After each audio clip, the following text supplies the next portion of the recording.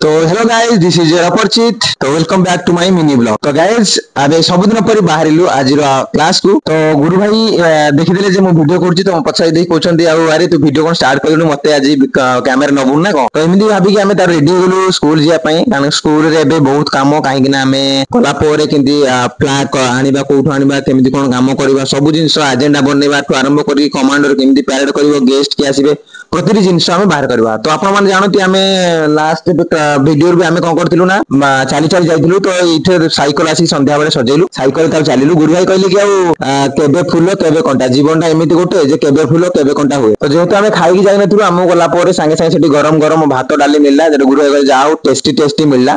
तापरे संगे संगे सेठी आज संस्कृतिर डे थिला, जेटा संस्कृतिर डे। तो संस्कृत डे रे पिला माने समस्त जे अरेंजमेंट करूथिले, पिला माने आधा आधा बोली खेलुथिले। तापरे आम पैरेड भी कलु, काहे ना जेहेतु अगस्त 15 पैरेड करिया निया दरकार। तो पैरेड करिकी तापर डेकोरेशन पड़िया पई टिके फ्लैग तयारी कले पिला माने, जो बैच करिया पई पिला माने बहुत क्रिएटिविटी थिले, से निज काम निज करंदी। तो आज वीडियो रे एतिकी, पुणी देखाबा आ गुड वीडियो रे। से जय जगन्नाथ।